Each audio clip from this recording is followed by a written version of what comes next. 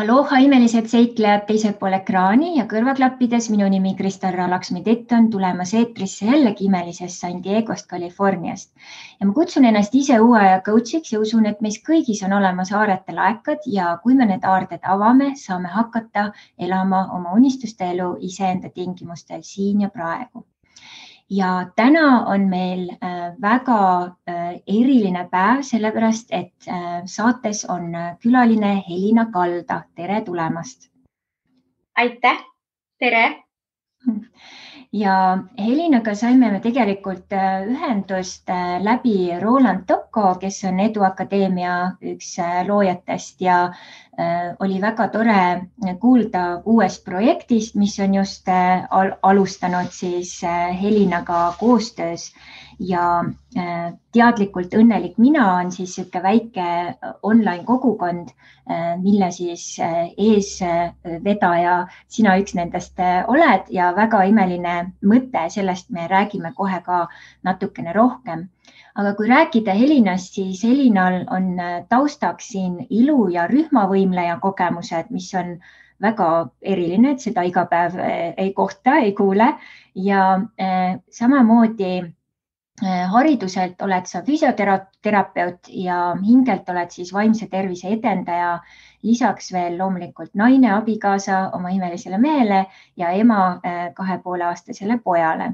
Ja sa töötad ka eraldi siis peale selle, et sa töötad Tartu Ülikooli kliinikumi statsionaarses neuroloogia osakonnas füsioterapeudina, ka erakliinikus AJK siis samuti füsioterapeudina. Ja sul on ka väike spetsialiseerumine peavalu kliiniku koosseisus oled sa ka toimetamas ja oma siis panust andmas. Ja selleks, et alustada tänast seiklust, kuna selle podcasti nimi on Aarete seiklused, siis see põhimõte ongi siin just see uskumus, et meis kõigis on olemas need aarded või talendid ja sina oled ka proovinud päris palju erinevaid asju. Kui sina nüüd lähed ajas tagasi ja mõtled, et näiteks kuidas tekkis sul huvi või kust tuli see ilu- ja rühmavõimleja siis soov, kus see algas, et kas sa jagaks seda kogemust meiega? Eks see soov tegelikult rohkem oli minu emal, sest ma läksin 3-aastaselt siis ilu- ja rühmvõimlemisega tegelema. Ma lõpuks lõpetasin, kui ma olin 16 ja ma lõpetasin päris suure krahhiga. Ma olin juunioride liigas ehk siis Eesti üks top ilu- ja rühmvõimleja. Me tegime trenni põhimõtteliselt 4-9 tundi päevas. Juulikuus iga päev me tegime 9 tundi päevas, siis kui olid koolipäevad, siis me tegime umbes 4-7 tundi päevas. Ehk siis see mahv oli päris suur. Ehk siis kuni 16. eluaastani ma tegelikult muud elu ei teadnud kui kool ja ilu- ja rühmvõimlemine. No sinna kõrvale mul tulid ka väga palju erinevaid muid hobisid. Käisin ujumas ja siis ma tegelesin võistlustantsuga, siis ma mängisin klaverit ja ikka öeldakse nii, et kes teeb, see jõuab. Aga krahhiga see lõppes niimoodi, et mul lõpuks, ma tulin ära tegelikult hästi, selles mõttes mulle ilu- ja rühmvõimlemine sai tegelikult hästi vastumeelseks mingi hetk. Ja lõppes see sellega, et põhimõtteliselt minust sai anorektik. Ma astusin uksest välja vihaga ja minu ema oli ka tegelikult väga vihane, sest et eelnes sellele see, et minu treener ütles sellise lause, et ma paneks Helina siia kõige ette rühmvõimlemise võistluste jaoks, siis kui ta ei näeks välja nagu 6. kuud rase. Ja kuna see nii-öelda body shaming või siis nagu ütleme siis selline kehakultuur on ilu- ja rühmvõimlemises ja kõikides teistes sellistes artistlikes spordialades on väga suur, siis tegelikult eks juba alates 3. eluaastast peale meis hakati nii-öelda kodeerima seda, et naine peab olema piitspeenike ja see lõpuks lõppes siis sellega, et tegelikult käis üks latakas ära ja minu sees toimus muutus, et ma tahtsin näidata sellele treenerile, et tal on väga vale arusaam minust. Ja ma võtsin iseseisvalt siis kätte ja 3 kuuga kaotasin 13-14 kilogrammi, kuni lõpuks ma olin 39 kilogrammi. Siis ma läksin tagasi ja siis see treener ütles, lõpuks ometi sa oled nii ilus. kui ma olin 39 kilogrammi. Ja siis ma sain aru, et tegelikult see ei ole õige, mida nad teevad. Aga see selleks, et selles mõttes üks asi, mis ma tegelen hetkel ka, on see, et ma olen ise läbi käinud igasugustest vaimse tervise probleemidest. Ja ilu ja rühmvõimlemine lihtsalt oli üks hea alustuskivi minu elus. Kuidas sealt siis teekond edasi füsioteraapiani viis, et kas see oli just läbi selle, et sa nägid, kui palju inimesed ka vigastusi said tegeledes nii intensiivselt siis spordiga või kust see tuli? 2 suunda. Tegelikult üks asi oli see, et kuna ilu- ja rühmvõimlejana ma nägin, kui oluline on lihasettevalmistus ja kogusetöö ja lõpuks, kui ütleme minu karjääri lõpus, siis kui ma olin 16, siis juba hakkas tulema ka neid füsioterapeute peale ja hakati pöörduma füsioterapeutide poole ja ma nägin, kui oluline see on. Teine oli see, et kui ma olin 16, siis täpselt minu sünnipäeval, 21. detsembril, ma sain 16, diagnoositi minu vanaemal Parkinsoni haigus. Ja sellest sai alguse see, et ma hakkasin ise käima koos vanaemaga siis erinevate spetsialistide juures ja minust tekkis väga-väga suur tegelikult kihk, tung aru saada, mis toimub, miks osadel inimestel tulevad sellised autoimmuunhaigused, miks toimub meiega see, mis meiega toimub. Ja sealt edasi ma lõpetasin ära keskkooli ja siis kuidagi tundus väga loomulik jätk minna. Mul on alati meditsiin väga-väga meeldinud. Ja et mul oli nagu lõpuks kaalukausil kas arstiteaduskond või füsioteraapia, kuna ma nägin ise, et minu seisukohast arstiteaduskond ei oleks õige valdkond, sest et arvatavasti perfektsionistina ma põletaksin ennast väga-väga korralikult läbi. Siis ma tundsin, et füsioteraapias mul on natukene laiem valikuvõimalus. Ma võin minna laste füsioteraapia peale, ma võin minna neuroloogilise füsioteraapia peale ja ma võin kogu aeg vahetada seda eriala. Arstiteaduskonnas ma ei näinud lihtsalt seda suunitlust. Ja nii tegelikult see otsus saigi ja siiamaani ma olen väga-väga rahul. Ja nüüd, kui on kuulete-vaatajate hulgas inimesi, kes väga täpselt ei tea, mida siis füsioteraapia endast kujutab, et kas sa puust ja punasest lihtsa inimese keeles võiksid natuke lahti seletada ka, et mida see töö endas hõlmab, mille jaoks on siis füsioterapeute vaja? Tegelikult füsioteraapia on nii lai valdkond, et tavaliselt teatakse sellest vaid ühte. Tavaliselt teatakse skeleti-lihassüsteemi füsioteraapiat, ehk siis inimene, kes tegeleb sportlastega. Need, kes on kõik näinud atleete, need teavad tavaliselt, et ergutus- või tugimeeskonnana on alati kaasas neil füsioterapeut või spordiarst. Spordiarst või füsioterapeut siis tegelikult sellisel juhul tegelebki sportlase lihase ettevalmistamistega, soojendustega, kui on vigastused, siis ta oskab neid teipida, oskab kasutada erinevaid ravivõtteid, et vähendada siis sportlase piina ja et kiirendada siis taastumist. Füsioterapeut on vaja absoluutselt kõigil, kellel on olnud mingisugused kas luumurrud või lihasvigastused või liigesvigastused. Tavaliselt siis suunatakse inimene füsioterapeudi juurde, et siis kiirendada taastumist. Ja tihtipeale füsioterapeut lihtsalt teab, kuidas, mida mitte teha ja kuidas midagi teha. Teine valdkond on tihtipeale laste füsioteraapia, kuhu siis suunatakse enamasti lapsed, kellel on mingisugune motoorne või siis kas see on nagu arengus midagi vajaka jäänud või on lihtsalt lihastoonus või natuke lihtsalt vajab järeleaitamist, siis tihtipeale suunatakse füsioterapeutide juurde, aga see füsioteraapia, millega mina kõige rohkem olen tegelenud, on neuroloogiline. Ehk siis minu juurde või kuidas ma siis ütlen, et Tartu Ülikooli Kliinikumi teekond füsioterapeudina algas mul statsionaarsest füsioteraapiast, ehk siis ma olin neuroloogia osakonnas füsioterapeut, kui inimene tuli kas kiirabiga, erakorralise meditsiini kaudu meil haiglasse insuldiga, infarktiga, Parkinsoni haigusega, skleroosis multipleksiga ja nii edasi.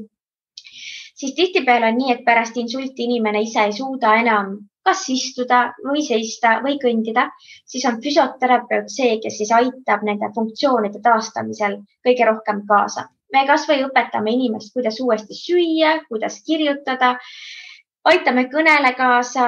Ehk siis minu pool oli tegelikult ka koomapatsientide aktiviseerimine ehk siis liigutamine. Ütleme nii, et vaimselt päris raske valdkond tegelikult. Ja kuidas sealt see edasiliikumine selle peavalu teema juurde, et sa spetsialiseerusid rohkem nagu selle peale ka, et kas sa räägiksid sellest üleminekust ka? Ma sain lapse vahepeal ja siis, kui ma läksin tagasi tööle, siis mulle pakuti, et on üks võimalus ka, et ma saan ambulatoorsesse füsioteraapiasse minna, kui ma tahan, pool kohta seal, pool kohta statsionaaris. Ma võtsin kohe sellest kinni, sest mul endal on ka olnud peavalud. Mul on, kui ma olin 3-aastane, siis mul kukkus 25 kilogrammi rauda pähe. Et mul on nagu traumajärgsed peavalud ja ma olen saanud nendest iseseisvalt lahti või vähemalt ma siis tean, kuidas ennetada neid.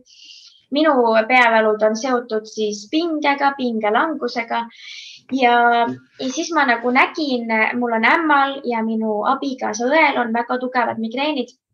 Ehk siis see valdkond väga-väga sügavalt liigutas mind ja ma tundsin, et inimesed peaksid rohkem teadma, kuidas aidata ennast, kui neil on peavalud. Ükskõik, kas see on migreen või see on siis pingepeavalu või see on üldse mingit muud teist viisi nii-öelda peavalu. Ehk siis mulle tehti pakkumine, ma võtsin selle vastu ja nüüd kuna me saime füsioterapeuti juurde, siis mina otsustasingi minna täiesti siis peavalukliinikusse üle. Väga põnev. Ja sina oled siuke ehe näide, et tõesti seina ees ei ole, lage ees ei ole, et kui aga mingi uus võimalus tuleb, haarad sellest kinni. Ja kas sa nüüd jagaksid, kuidas sa tutvusid Roland Tokoga ja mis sellest edasi välja tuli, et see oli minu arust väga põnev lugu. Kuna ma hakkasin siis töötama seal peavalukliinikus ja ka samal ajal paralleelselt tegelikult seal AJK kliinikus vaimse tervise poole peal. AJK kliinikus on mul tegelikult patsiendid, kes enamasti tulevad vaimse tervise poole pealt. Ehk siis neil on näiteks ärevushäired, depressioon, skisofreenia, bipolaarsus, mis iganes see on vaimse tervise valdkonnas ja tihtipeale, miks neid suunatakse minu juurde, on see, et neil on kaasnevalt siis skeletillihassüsteemi probleem, mingisugune kas õlavigastus või on näiteks lihaspinged ja tavaliselt rääkides nende inimestega me saime teada, et tihtipeale nende füsioloogilised või füüsilised vaevused on saanud alguse nende vaimsest tervisest. Ja kui ma lihtsalt traditsiooniliselt teeksin oma füsioteraapiat, nagu skeletillihassüsteemi füsioteraapiat, et teeme neid harjutusi ja tugevdame neid lihaseid, siis teades seda, et vaimse tervise poole pealt sa pead natuke inimesi või mina pean siis spetsialistina inimesi kohtlema või nagu adresseerima natuke teistmoodi kui lihtsalt tavalisi inimesi. Siis ma teadsin seda, et kui ma annaksin neile harjutuskava, 3 korda nädalas peate tegema neid harjutusi, siis ma näiteks süvendaksin depressioonis oleva inimese depressiooni. Ehk siis ma pidin lähenema natuke teistmoodi ja me hakkasime tavaliselt tegema vabastava hingamise tehnikaid, vahelduva ninasõõrme hingamisi, mindfulness harjutusi ja tulemused tulid. Teine valdkond, kuidas ma hakkasin nende eluviisi parandama, oli see, et ma ise olin läbi lugenud Roland Toko kirjutatud raamatu 12 asja, mida koolis ei õpetatud, aga mida kõik peaksid teadma.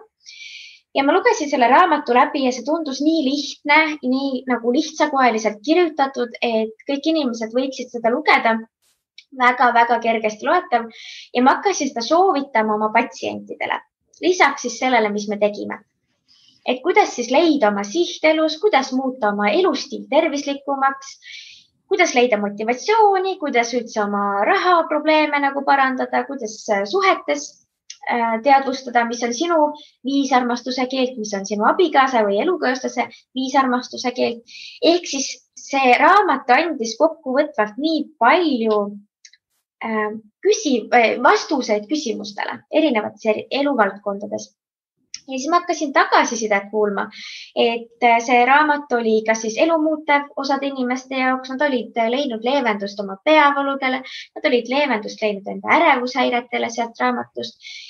Ja ma tundsin, et ma pean seda jagama Rolandiga. Ma kirjutasin Rolandile meili, et tead, et arvatavasti sinulegi teadmata sa oled mõjutanud või muutnud päris mitme inimese elu.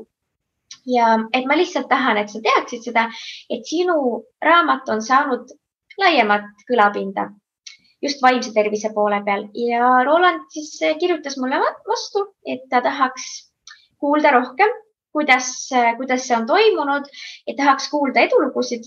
Ja siis ta kutsus mu ühte kohvikusse, kus me rääkisime ja siis pärast lõpus tegime laivi, Facebook laivi siis Eduakadeemiale.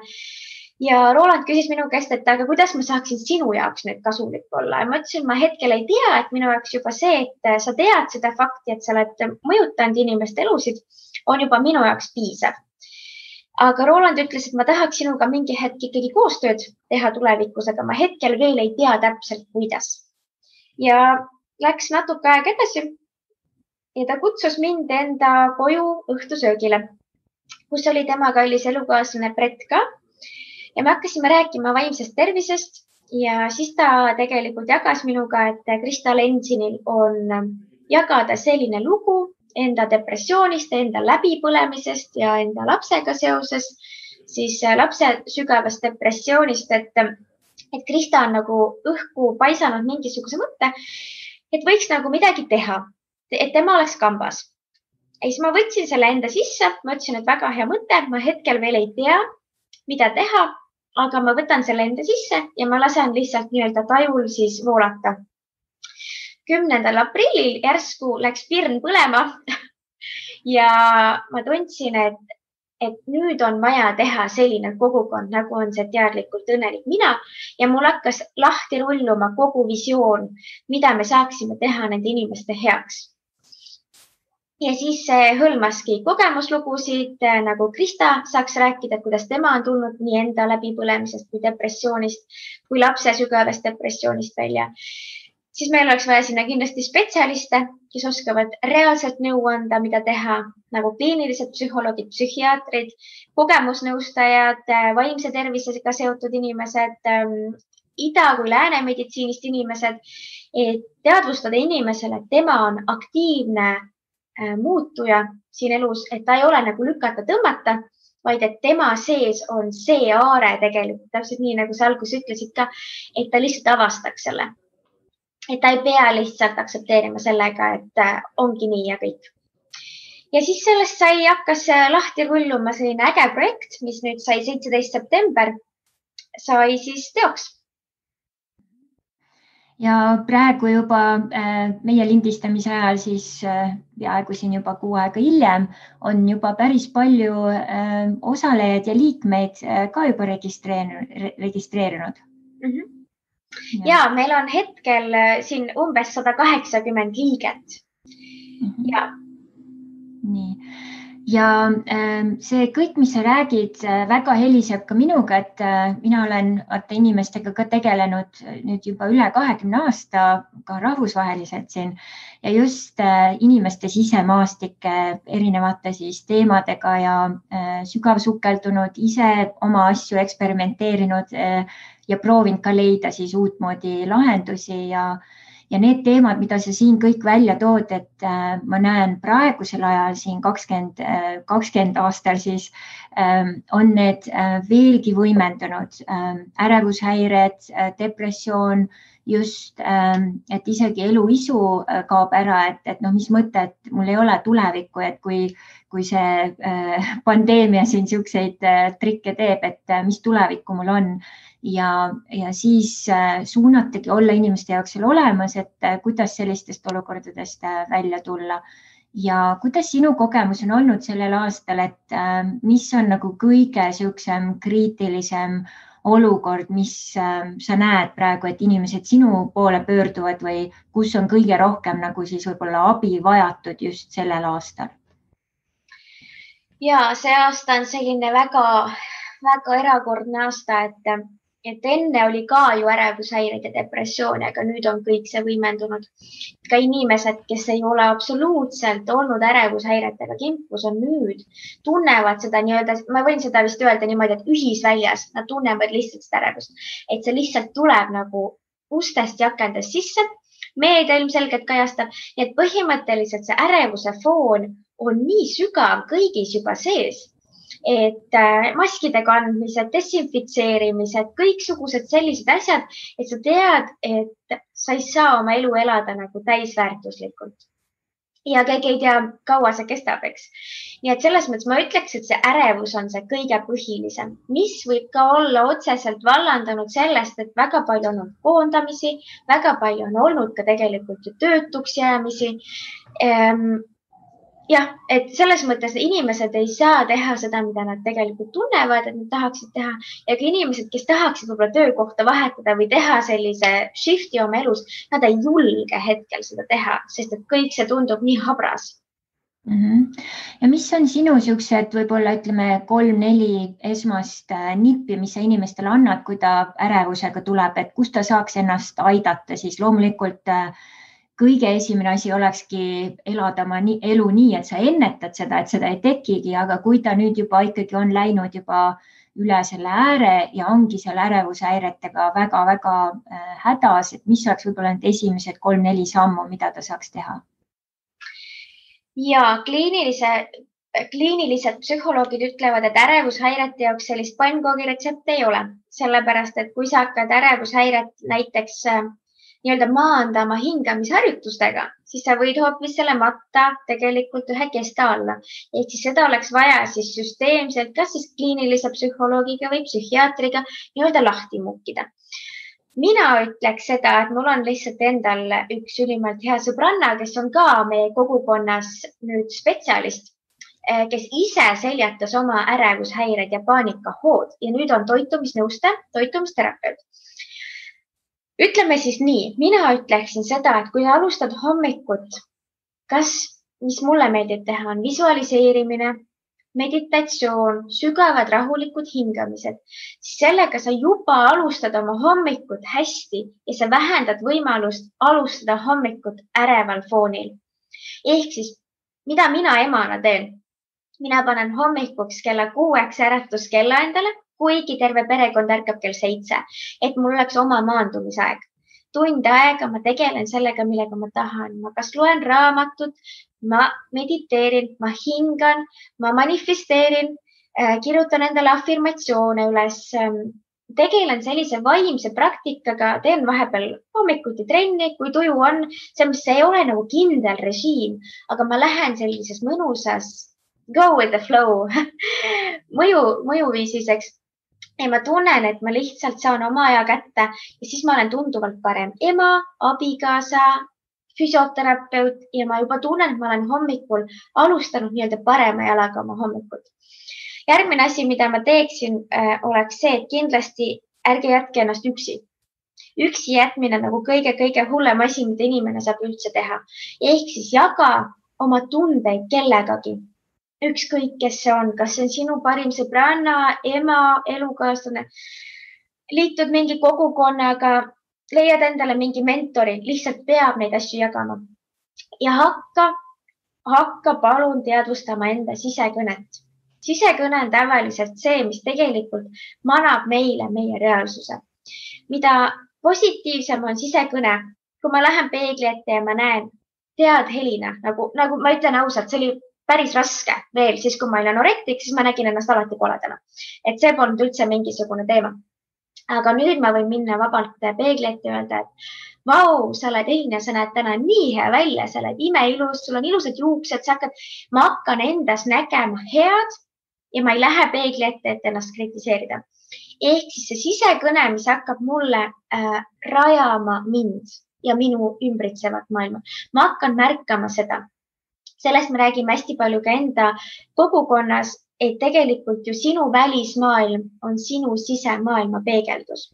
Seega, kui keegi ütleb või teeb midagi sulle väga-väga halvasti, siis hakka tajuma, mis on sinu sisekõne selles osas. Võib-olla sa teed endale täpselt seda sama, lihtsalt sa surud need samad tunded alla.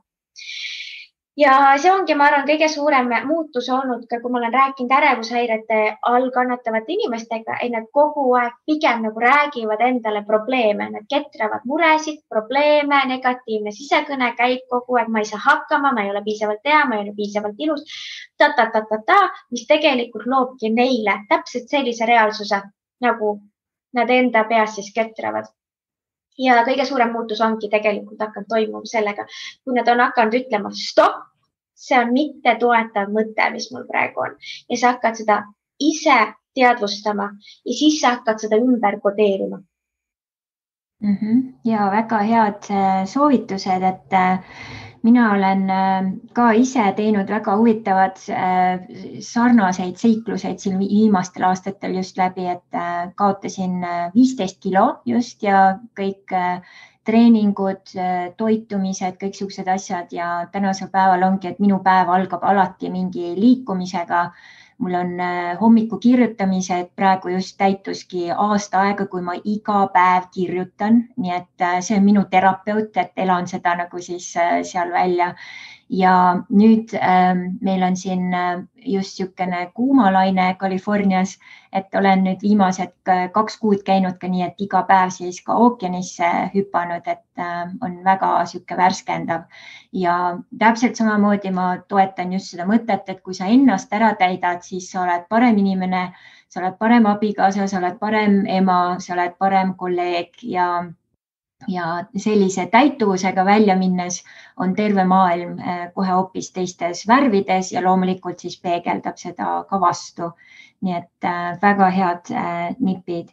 Nüüd, kui me räägime, teine suur asi, mis ma ise ka tean enda kogemustest ja ka klientide kogemustest, on siis need väga tugevad, sügavad migreenid ja peavalud, et kas sa räägiksid nendest ka nagu lähemalt, et millest see tekib tavaliselt, mis võivad need põhjused olla ja kuidas seal siis võib-olla üheselt siis, kuidas ennetada ja teisalt siis, kui juba on peal, et mida siis teha, mõned sammud, võib-olla juhised. Ja migreene öeldakse, et tegelikult need on naistel geneetilised, ehk siis need lähevad emaliini pidi. Tavaliselt on naistel see seotud östrogeeni tasemetega, ehk siis tihtipeale migreenihoog tavaliselt tekib enne päevasid. Aga ehk siis naised on rohkem nii-öelda eksponeeritud migreenidele. Teadus nüüd selles mõttes ei ütlegi seda, et kas sa saad seda ennetada, öeldakse vist pigem, ütleme nii, et nagu läänemeditsiin leiab seda, et kui sul on migreen, siis sul on migreen, siis sa pead õppima sellega elama ja sa pead teadma, mismoodi seda võimalikult ennetada episoodi, et sa nagu ei saa migreeni välja ravida. Mina otseselt olen tajunud oma elus 2-3 migreeni episoodi, ehk siis ma ei saa võib-olla täiesti 100% väita, et kas mul oleks migreenid olnud või ei ole, aga nii palju, kui ma olen tegelikult ikkagi oma patsientide pealt näinud, siis neid asju saab nii palju mõjutada. Läbi oma hingamisteraapia, läbi toitumise. Üks naine näiteks tuli niimoodi mulle või sinna kabinetti sisse, ütles, et täiesti lõpp, et mul oli 20 migreeni päeva kuus. Ta on 5 lapse ema ja ta ütles, et ma ei saa lubada endal 20 päeva olla sirulimaas. Ja ta tuli 2 kuu pärast tagasi ja ta ütles, et tead, ma tahtsin lihtsalt tulla tagasi selleks, et rääkida oma edusamme. Mul on nüüd 2 migreenipäeva kuus ja ta muutis oma toitumist aluseliseks toitumiseks. Ehk siis ta ostis endale pH taseme indikaatorit, ta nägi, et tema sülg on väga-väga happeline ja ta hakkas toituma aluseliselt ja sellega tegelikult 18 migreenipäeva kuus kadus. Ehk siis tihtipeale on tegelikult see, et seal ei ole ühte ühist asja, mis nagu pannkoogi retsepti on ju, et ma ei saa öelda, et nüüd tarvita näiteks vett 2,5 liitrit päevas ja siis on läinud. Igal inimesel on see nii individuaalne, aga väga paljudel juhtudel on see lihtsalt kombinatsioon kokku sellest, et inimesed tavaliselt ei maga piisavalt, ei toitu piisavalt hästi ega toitaine väärtuslikult. Tihtipeale söövad hästi palju suhkrurikkaid toite, mis otseselt mõjutavad veresuhkru taset. Ehk siis veresuhkur käib nagu sinusoid üles-alla ja alla minnes siis tekibki migreenihoog. Ehk siis selle jaoks tegelikult oleks vaja seda, et te sööte võimalikult toitaine rikkalt ja sööte nii-öelda häid rasvu, avokaadosid, pähkleid, erinevaid seemneid, selleks, et veresuhkru tase oleks selline pigem ühtlane, et ta ei teeks selliseid väga suuri hüppeid. Oluline on vett tarvitada. Tihtipeale inimesed ei tea, kui palju vee tarvitamine mõjutab meie kogu üleüldist organismi. Oluline on liikuda, kehaliselt aktiivne olla, aga need on jällegi sellised väga stamp soovitused, aga selles mõttes, et igal inimesel on see nii individuaalne, ehk siis individuaalselt pead lähtuma, aga ma ütlen seda, et ausalt alati leiab lahenduse, alati leiab lahenduse. Ei ole asja, millel ei oleks lahendust. On hingamisharjutused, mis leevendavad lihaspingeid. Tihtipeale migreenid saavad alguse lihaspingetest ka. Kaela-õlavöötmed, trapetslihased, kaelalihased on kas liiga nõrgad või on liiga pinges ja inimesed ei teadvusta endale seda. Nad on kogu aeg stressis, õlad on kogu aeg üleval, lihaspinget on nii palju ja sellest tekibki migreenihoog. Ehk siis oleks vajalik see, et teie kehaline aktiivsus oleks piisav, mitte ülemäärane, sest hiidtreeningud, tabatatreeningud hoopis stimuleerivad näiteks migreenihoo teket. Selleks oleks lihtsalt vaja juurutada endale sisse elustiil, et te saaksite võimalikult palju kehaliselt aktiivne olla, aga võimalikult väheste migreeniatakkidega. Ja siis oluline on see toitumine. Magneesiumit soovitaksin juurde võtta 600 milligrammi pluss päevas õhtuti vahetult enne magama minekut, sest see soodustab omakorda unekvaliteedi paranemist ja Ameerika teadlaste andmetel on 600 milligrammi pluss siis päevas, et seda ülemnormi ei ole määratud, aga magneesiumi ületarvitamisest läheb lihtsalt kõht lahti, ehk siis natukene lihtsalt alandada seda magneesiumi doosi. D-vitamiini kindlasti juurde võtta, sest D-vitamiini madalat väärtust on seostatud erinevate autoimmuunhaigustega ja näiteks skleroosis multipleksiga ja krooniliste valudega. Nii et tihtipeale öeldakse, et kui on kroonilised näiteks alaseljavalud, siis esimese asjana soovitatakse võtta 2000-4000 IU-d D-vitamiini kõige rasvarohkema toidukorraga. Et tegelikult on väga palju väikeseid nüansse, mida me saame selleks teha, et kas siis ennetada või siis juba leevendada migreenihoogusid.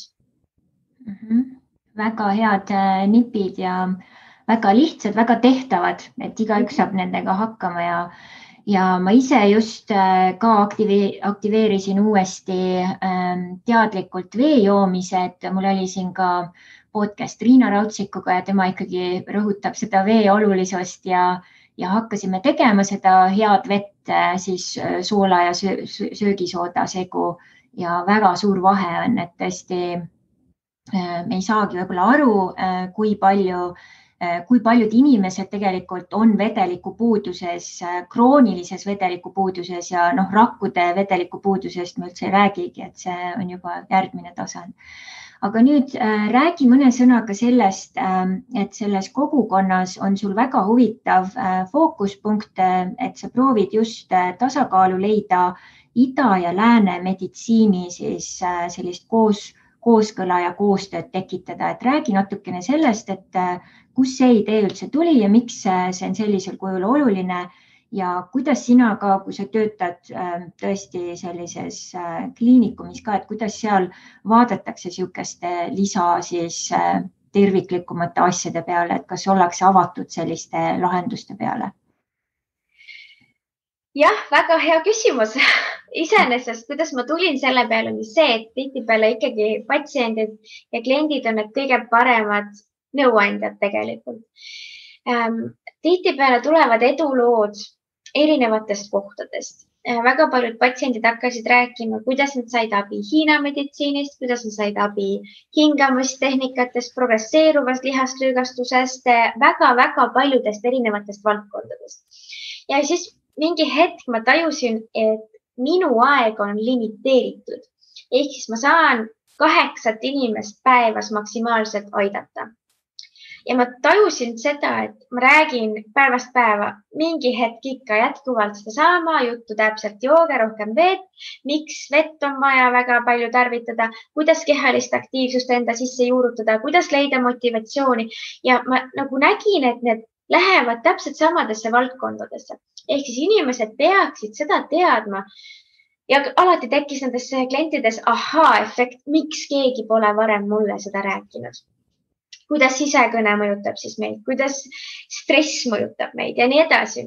Ja siis ma mõtlesin, et me ju ei saa ainult lääne meditsiiniga hakkama, sest et väga palju me teame joogas näiteks, jooga on väga mõjuvõimas ravim. Hingamisharjutused, selline toitumisteraapia, kõik see tegelikult läheb ju ikkagi idameditsiini alla. Teadveloleku praktikad, mindfulness praktikad, kõike seda oleks vaja kombineerida kokku, sest et me ei saa ilma lääne meditsiinita, sest diagnostika on seal, ma ütleks, parim. Ja kindlasti ka väga paljudel juhtudel on vaja neid ravimeid. Ehk siis, kui sa oled ikka väga-väga sügavas depressioonis, siis ikkagi inimene sealt sügavast august iseseisvalt välja ei saa, siis võiks kombineerida need kaks asja kokku. Hingamisharjutused, näiteks mindfulness praktikad, füsioteraapia, psühholoogiteenused ja siis on need lääne meditsiinilised praktikad, eks. Ehk siis ma nägin seda, et see võiks tekitada ühe terviku, et me ei pea vastandama ennast, me võiksime hoopis käsikäes käia. Kliinikus iseenesest, peavalukliinikus ma tean, et võetakse seda väga-väga hästi vastu. Üleüldiselt Tartu Ülikooli kliinikumist ma ei oska vastata, sellepärast et seal mul nagu nii laia kõnepinda ei ole.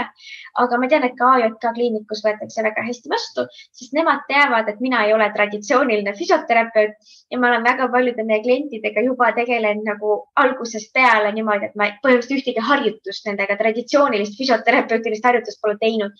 Ma olen tegelenud stressi maandamisega, ärevushäirete nii-öelda leevendamisega ja selliste pigem nagu visualisatsioonipraktikate ja nende asjadega. Nii et ütleme nii, et tegelikult ma arvan, me liigume järjest rohkem selle poole, et tegelikult hakatakse varsti välja kirjutama hingamisteraapiaid, kui inimesed on ka depressioonialtid ja järjest rohkem kirjutatakse välja ju ka retseptina kehalise aktiivsuse nagu norme või kehalise aktiivsuse retsepte. Nii et eks me liigume selle poole. Jah, et mul oli just siin Eesti Comedy Club esimees Louise Seseran külaline ja siis mõtlesingi, et minu arust terved kõik haigekassa võiks välja kirjutada siis just, et komöödia ja naermine, et see on ju väga hea teraapia. Absoluutselt. Ja. Nüüd mõne sõnaga ma oleksin ka huvitatud natukene sinu isiklikumast elust ja sa oled, mulle tundub, väga õnnelikus abielus. Kas sa räägiksid, kuidas sa oma abikaasaga kohtusid ja võib-olla ka 2-3 nippi, kuidas sa oled oma suhte edukalt töösse pannud, et mida võib-olla ka teistel oleks võimalik töösse panna? Ja, ma olen oma abikaasaga olnud abielus 4,5 aastat, aga koos üle 8,5 aastat ja enne seda veel aasta aega lihtsalt sõpradena. Ja meil kasvab siis 2,5-aastane laps ja 5-aastane koer meie perekonnas. Me kohtusime nii, et ma olin tegelikult ju üpriski noor, ma olin 17, kui me kohtusime, 18, kui me siis hakkasime käima. Ma olin tegelikult just sel hetkel oma elu kõige raskemas, tolleks hetkeks elu kõige mustemas kohas. Ma olin, ütleme siis anoreksiast nagu välja tulemas. Ma olin 2 aastat olnud anorektik. Ma ei armastanud ennast. Mul tuli posu selliseid raskeid asju ühele nädalale. Mu koeral diagnoositi kasvaja, minu vanaisa kukkus aju-verejooksuga haiglasse. Põhimõtteliselt minu teadaolev nagu elu mingi hetk see nädal kukkus nagu kokku. Ja minu abikaasa oli lihtsalt minu sõbrana olemas ja ta oli kogu aeg lihtsalt kuulas mind ära, oli olemas ja tema oli minu see positiivne päästepaat selles elus. Kuigi ma tean, et tema nagu ütleb, et mis asja, et see ei olnud üldse niimoodi, et sa olid kogu aeg hästi positiivne inimene. Ma olen terve elu olnud väga-väga positiivne inimene. Aga sisimas ma ju tean, mis tegelikult toimus minuga. Ja nii see kuidagi sõprussuhe kasvas üle armastussuhteks ja me jätkuvalt käime niimoodi käsi käes ja toetame teineteise tegemisi ja oleme, ma ütleks, et kõige rohkem me oleme ikkagi parimad sõbrad ja siis me oleme tegelikult nagu naine ja mees ja muidugi minu abikaasa on parim isa üldse. Nii et selles mõttes, eks meil ongi see, et me mõlemad imetleme teineteist nagu heas mõttes niimoodi. Minu nipid. Meil on tegelikult ütlus küll, meil on nagu 3 asja, mida me teeme, mida me üks hetk siis avastasime, et me teeme. Üks asi on see, et me kunagi ei tülitse teiste inimeste ees. Teine asi on see, et me ei lähe kunagi tülis olles magama. Ehk siis me peame oma asjad ära lahendama õhtul enne magama minekut. Sest mina tegin seda suhteliselt tihti ikkagi algusaastatel, et ma olin solvunud ja siis ma keerasin ennast kuskile kõrvale tuppa magama, mis ilmselgelt ei ole toetav. Ja 3. asi on siis see, et ütle alati anna andeks. Selles mõttes, et anna andeks, ma tegin valesti. Ja mis me veel tegelikult, mis ei ole meie reeglites kirjas, aga mida me teeme, on see, et ära eelda. Vot, et ära eelda midagi, et me nagu ütlemegi välja reaalselt seda, mida me mõtleme ja mida me tunneme. Et ma ei eelda, et minu abikaasa peaks mulle täna tulema lilledega, vaid ma annan näiteks vihje, et kallis, et nii armas oleks, kui sa näiteks mingi hetk kingiksid mulle lille või midagi sellist. Et siis jääb selline mõttetu solvumine ära. Et me oleme hästi avatud oma suhtes. Ja see on väga hea punkt seal, sest see eeldamise teema eriti suhetes võib mõnikord asjad väga karile viia ja tõesti naistele just meeldetuletuseks, et mehed ei ole selgelt nägijad sageli ja samas ka naised, et on hea nagu asjad selgeks rääkida ja mina seda eelduste põhist asja ma ise vaatasin ka oma suhetes hästi kaua aega, et see on väga hea nipp. Aitäh sulle selle eest. Ja nüüd, kuidas sul on 2,5-aastane poeg, jah? Ja kuidas on olnud emaks saamine, et see on ka päris suur üleminek? See on olnud imeline. See on algusest peale, ma tegelikult teadsin juba väiksest peale, et ütleme siis mingi hetk ma mõtlesin, minu elu eesmärk on saada emaks. Mingi hetk ma olen selle nagu ümber mõelnud, et see ei saa olla elu eesmärk, aga see on olnud üks suurimaid unistusi minu elus. Ja kui ma sain emaks, siis see oli absoluutselt 10. taevas olek. Et seal pole olnud, on olnud muidugi rasked ajad selles mõttes, et kui sa oled ikka magamata mingi 6 aega järjest, siis lapsel on koolikud, kõhuvalu ja kõhugaasid, siis ilmselgelt on raske, aga see on alati mööduv ja see fakt, et see laps on sul terve ja imeline olemas, et ta tuli minu seest, siis minu meelest see on nagu alati olnud see faktor, et ma olen hästi tänulik elu eest. Kõikide raskuste, kõikide komistuskivide ja kõikide projektide eest, mis minu elus on. Nii et ma ütleks, et jah, emaks saamine on kindlasti top 1 minu elus. Just.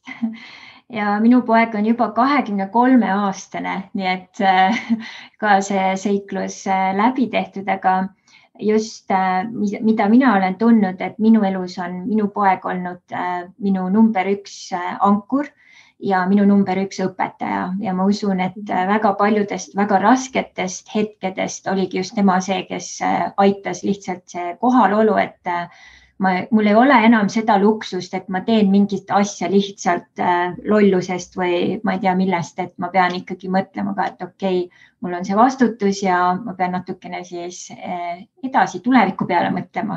Ja see on tegelikult väga hea sihuke korrale kutsumine samamoodi olnud ja tõesti väga suur erinevus, kui sul on just siis see roll kanda siin elus. Nii, aga nüüd räägiksime natukene põnevast siis lisa teemast, teadvuse tasandid. Ja me kohe ka jagame, et kui sa oled siis kuulamas seda audiot, siis pärast kindlasti vaata videoversioonis läbi, et ma kohe teen screen share'i.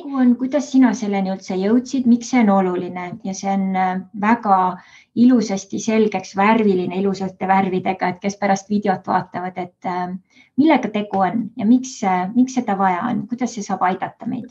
Ja teadvuse tasandid on tegelikult selline asi, mida mulle esmakordselt õpetas Tiia Kusk, kes on meil kogukonnas ka üks spetsialistidest, siis idameditsiini poole pealt. Ja tema hakkas rääkima sellest, kuidas meil on erinevad väestavad ja allapoole tõmbavad jõud ja energiad. mida me saame tegelikult teadvustada. Ehk siis, kui meil on siin see kriips vahel, siis ülespoole on näiteks julgus, neutraalsus, valmisolek, aktsepteerimine, eesmärk, armastus, rõõm, rahu ja valgustatus.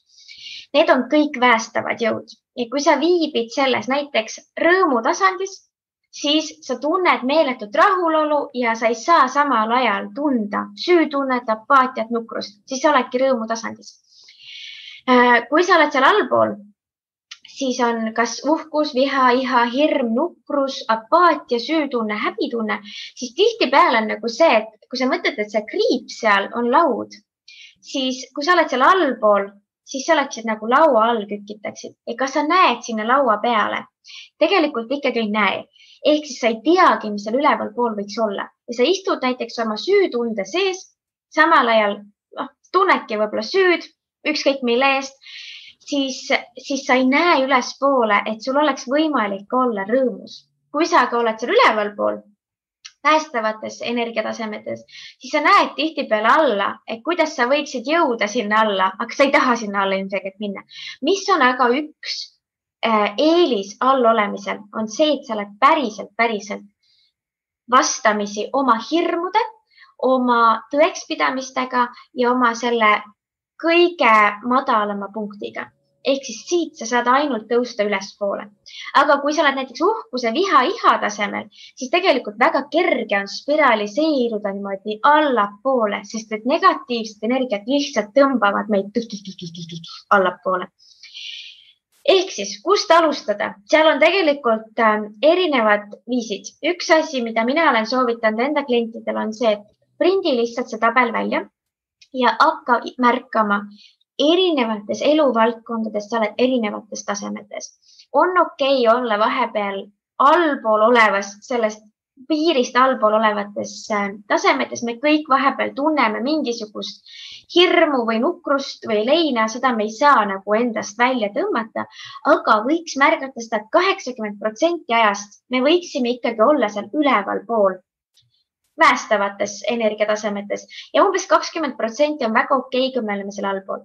Aga kui me hakkame teadvustama endale, kui me hakkame märkama, et me oleme selles, siis seda me saame muuta. Nii kaua, kuni me ei tea, kuni me ei märka, et meil on probleem, et me oleme häbitundes pidevalt, aga me ei märka seda, siis me ei saa seda muuta. Ehk siis esimene asi, prindi see tabel endale välja, hakka märkama, näiteks võib-olla lapsega koos olles oled sa rõõmu või rahu tasemes. Võib-olla kui sa lähed tööle, võib-olla siis sa oled üldse kuskil nukruses või hirmu tasemes, et hakka märkama, miks ja kuidas sinu teadvuse tasandid muutuvad. Kuidas altpoolt ülespoole liikuda?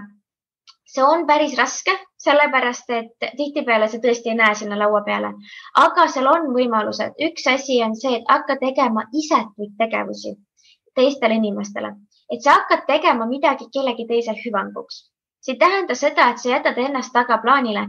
See lihtsalt tähendab seda, et sa saad tihtipeale väga hea positiivse laengu sellest, kui sa teed kellelegi midagi head.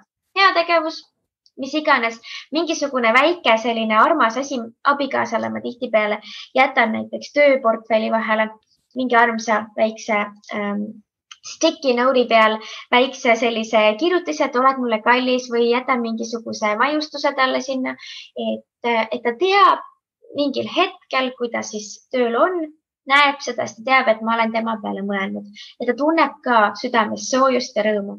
Ja see energia, mis ma sinna sisse panen, selle tegelikult ka saab siis. Teine asi, kuidas siis tõusta altpoolt ülespoole, on tänulikkus. Tänulikkus absoluutselt kõige eest tegelikult, mis meil toimub. Ma saan olla tänulik ka raskustes, sest ma võin näiteks öelda, et mina ise olen tulnud lapsepõlvest, kus minu isa oli alkoholi kuritarvitaja. Ja selle tulemusena tihtipeale meie perekonnas oli nii vaimset kui füüsilist vägivalda.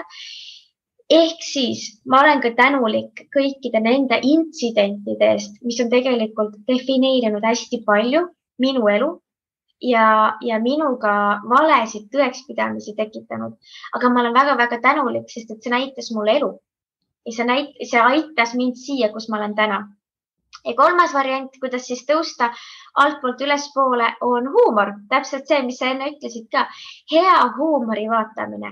Stand-up komöödiad, komedid.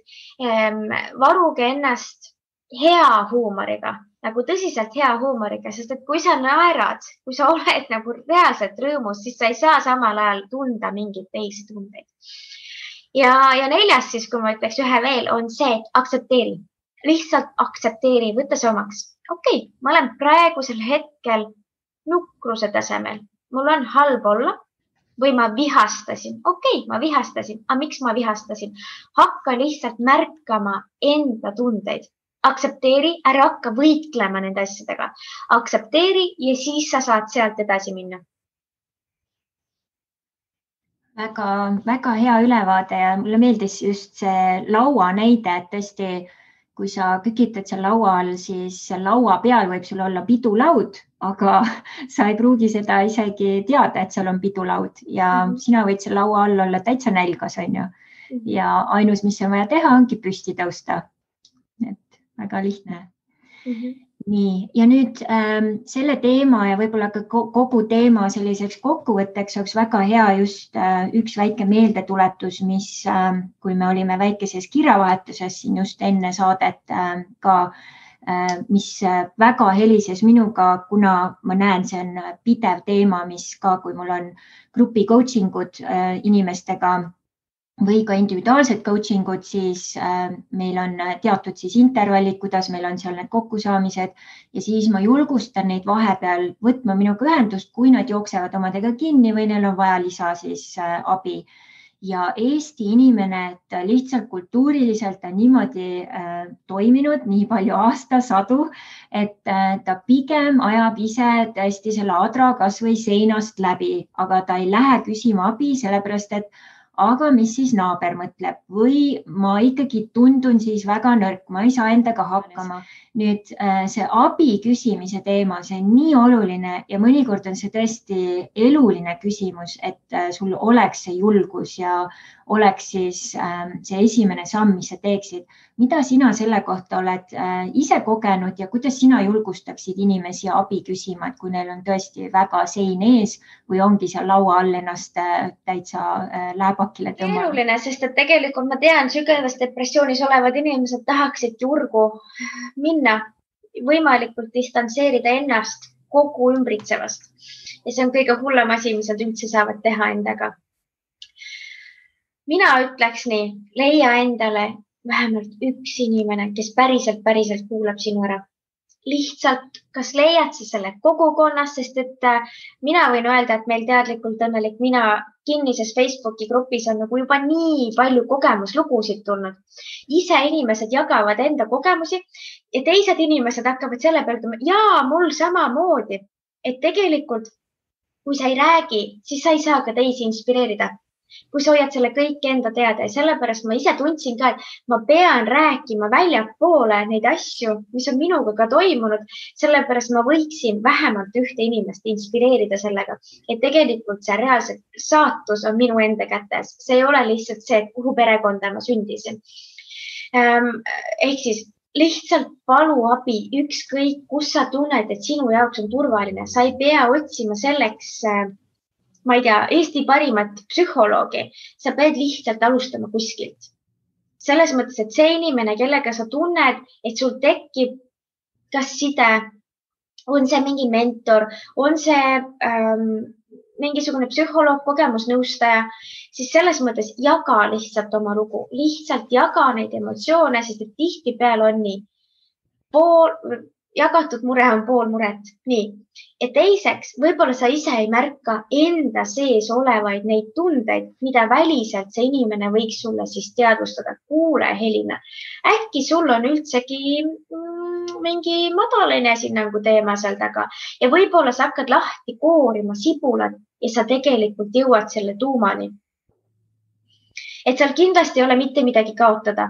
See ei näita siin nõrkust, sest et uskuge mind, mida rohkem me teeme veebiseminare nii-öelda siis prominentsete inimestega, sest rohkem te tegelikult saate teada seda, et kõik inimesed on inimesed. Mitte üks meist ei ole nagu ära hoitud läbipõlemise või depressiooni eest. Krista Lensin on täpselt tehe näide sellest, kuidas järsku nuga selga ja tulebki see läbipõlemine, et me keegi ei ole hoitud selle eest. Ja see ei tähenda, et mina oleks nõrgem inimene kui sina. Et mina võin näiteks teadvustada, et mul anoreksia oli ja ma arvan, seda on oluline teadvustada, sellepärast et järgmised inimesed, kes on samas asendis või kohas, julgevad ka tunnistada seda. Ehk siis see tunnistamine on esimene võit juba.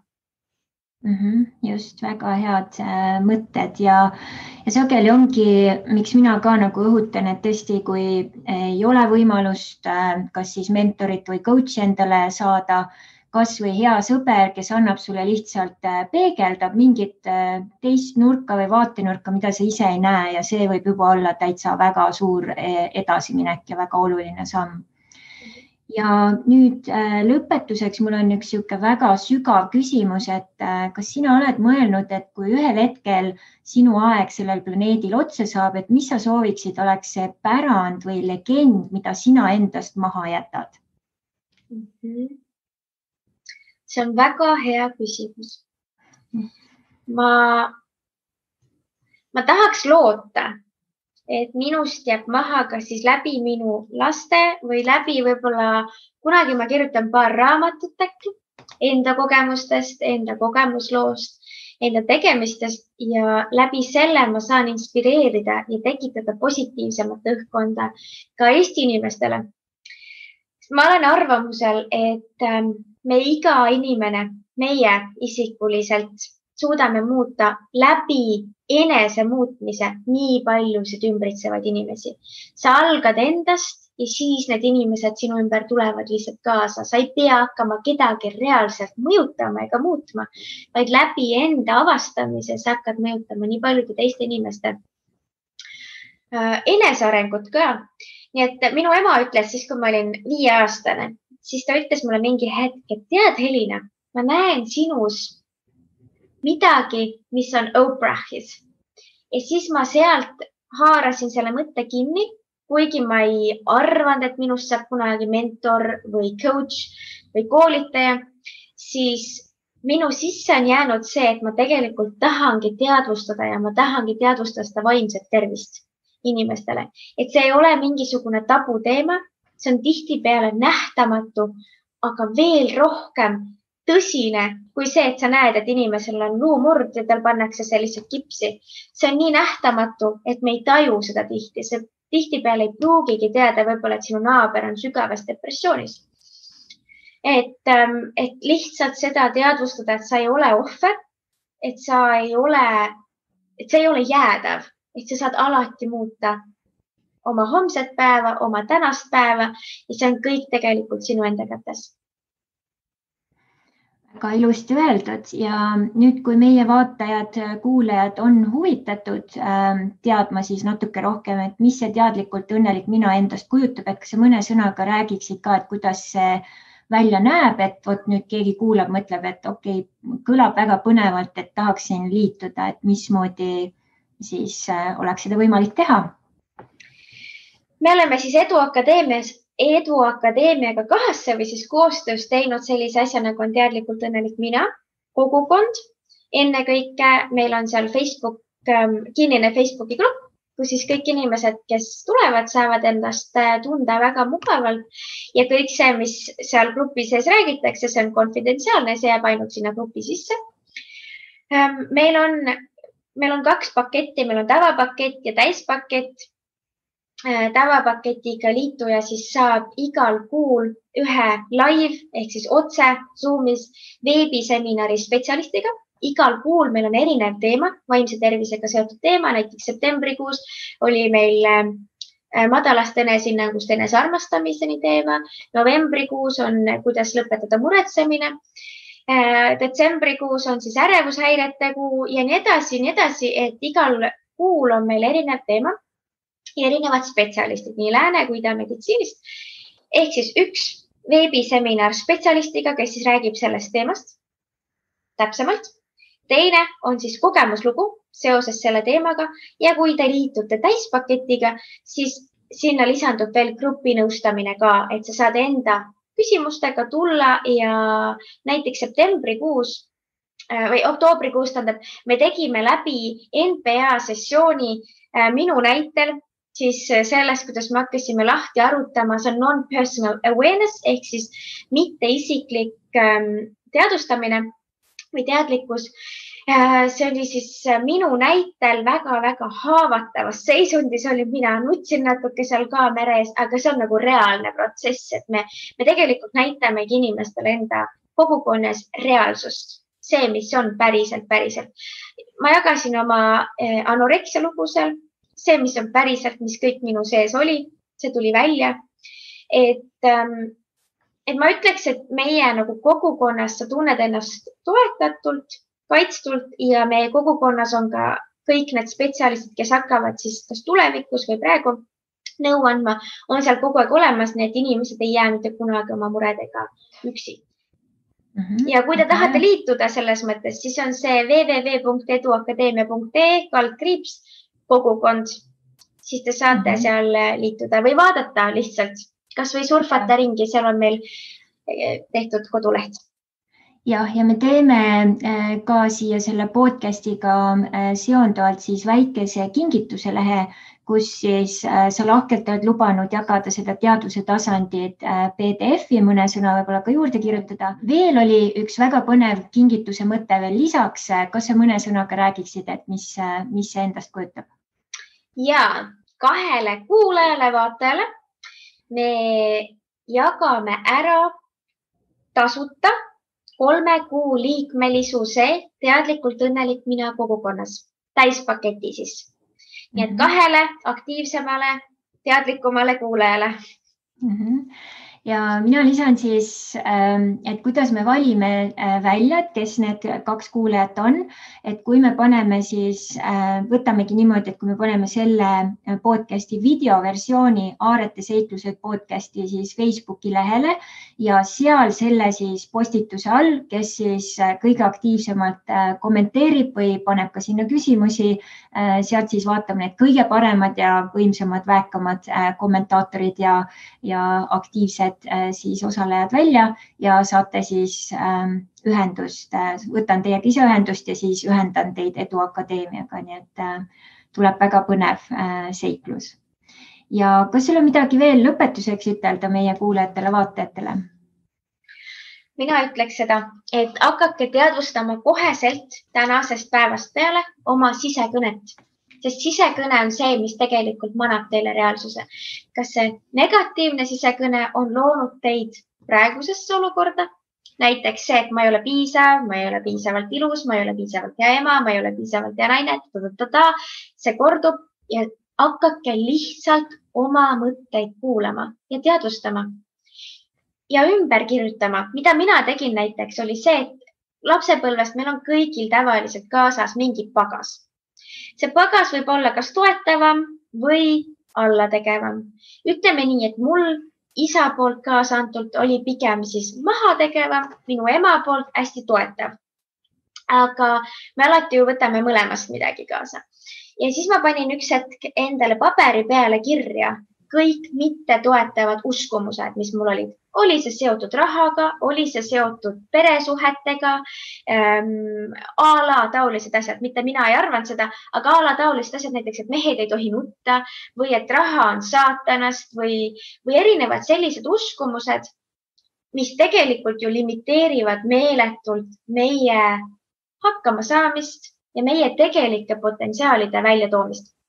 Ja mis ma siis tegin, oli see, et ma tõmbasin need maha ja ma hakkasin ümber kirjutama ja üle kirjutama siis toetavaid tõekspidamisi. Ja muidugi see võtab aega, see protsess, see, et ma hakkan ennast reaalselt hindama sellisena, nagu ma olen, et ma hakkan ennast märkama ja et ma hakkan endale lubama tegelikult ka seda elu, mida ma olen väärt. Ma ei hoia kätt ees ja sul on vaja neid kogemusi, mida sul on vaja. Need kõik asjad alati juhtuvad mingil põhjusel. Lihtsalt nüüd see, kuidas me reageerime sellele, kas see raskus tuli meie teele selleks, et meid maha murda või õpetada meile midagi. Et alati on asi perspektiivis. Et ma ütleks, et hakake jälgima oma sisekõnet ja hakake ümber kujundama oma mittetoetavaid uskumusi. Väga head mõtted ja ma ise täiesti kahe käega jalaga selle poolt ja tõesti see loomise valem, mõte, sõna, tegu, et kui tahate elu hakata muutma, vot see on esimene koht, kuhu vaadata ja just need juhised, mida sa siin andsid, toimivad väga hästi. Nii et aitäh sulle, Armas Elina, selle imelise vestluse, kohalolu ja oma kingituste ja aarete jagamise eest. Oli väga inspireeriv kokkusaamine ja loodan, sama oli ka meie kuulajatel-vaatajatel. Aitäh sulle. Aitäh sulle. Ja kõigile kuulajatele-vaatajatele veel siis meeldetuletuseks, et meie podcasti siis toetada ja selle edule kaasa elada. Kindlasti jaga oma sotsiaalmeediakanalitel, pane sinna ka võib-olla väike kommentaar ja kui sul on küsimusi, midagi veel meile lisada, kindlasti anna teada. Ja kuni järgmise korrani, mahalo!